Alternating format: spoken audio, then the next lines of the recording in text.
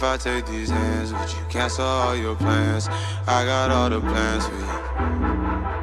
What is up, guys? Welcome back to the re-review of Days Before Rodeo, and I'm finally gonna give you guys my whole rundown of Rodeo and how it's basically sounding like in 2024, 10 years after it officially came out. As you guys know, Travis dropped Rodeo just last Friday. He dropped the whole concert. We have some whole news to talk about. Had a future tour possibly is also coming, so some crazy merch also went down. There's a lot of things to talk about, so stay tuned.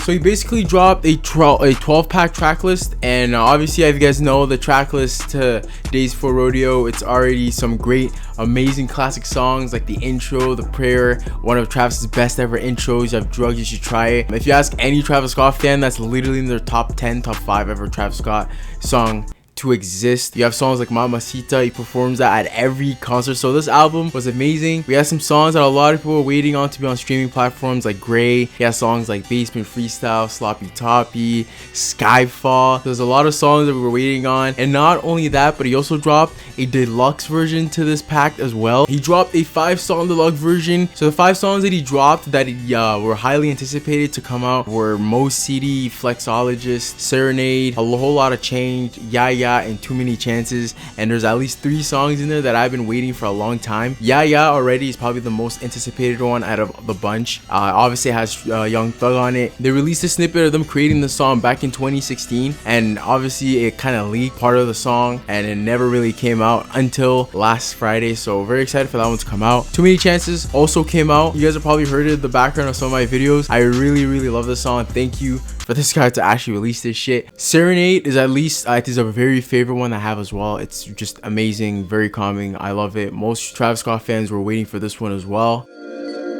Red cups, my party hat on you, my party favor.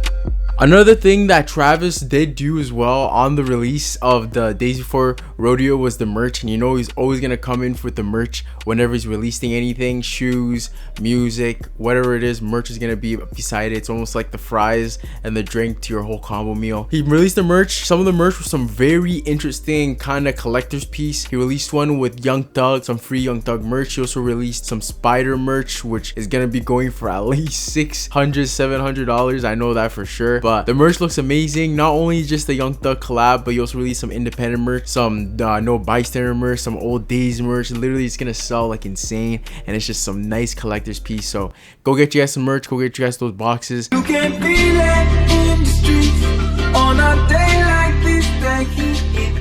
Obviously, when Travis announced that Days Before Rodeo would be coming back on streaming services, shortly after he did announce that he's going to be having a concert at Atlanta, one of a very small venue. The venue only held about 1,500 people on that venue. If you guys were with me that night, I did a whole live stream of the whole concert, probably the biggest live stream I ever had. Thank you guys forever for the ones who showed up. Great, crazy night. So that night was amazing. We waited so long for Travis to come out. It was supposed to start at 9, but it actually started around like midnight, like around 11:30 ish, like around our time. It took a minute, but guess what? It was so worth it because that concert was so freaking lit. That concert was amazing. I loved it. There were so many great things to pull from that concert. Just him playing old track. Quavo came out, played homage to Young Thug, obviously. And yeah, Metro wasn't there, unfortunately, sadly, because he's on tour. That was a dope ass shit, a dope ass tour. I really liked it. Now, I did say it was a dope ass tour by accident because he himself probably said it was a dope ass tour by accident because he said he's gonna be dropping. Oh, I don't know.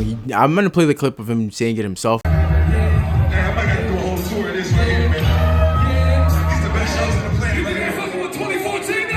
He did kind of allude to the fact that he wants to do more of these concerts, more so around the country, and that would be so dope. Just him, small venues, kind of the old Travis type shit that we really like. And those are, it's really funny because it's rare to see artists as big as him these days do something like that, because this is kind of him really going back to his old roots. It's very dope. I really like it. Hopefully he does some way more shows. Hopefully he comes to Canada. I'll definitely pull up to one of them shows. That's basically the video, guys. Days Before Rodeo is back on streaming. So far it's doing pretty decent numbers. By the time this video come out, I'm probably gonna have full numbers of how he did whole week, so stay tuned. Don't forget to like, comment, subscribe. It's me, Daniel, and peace.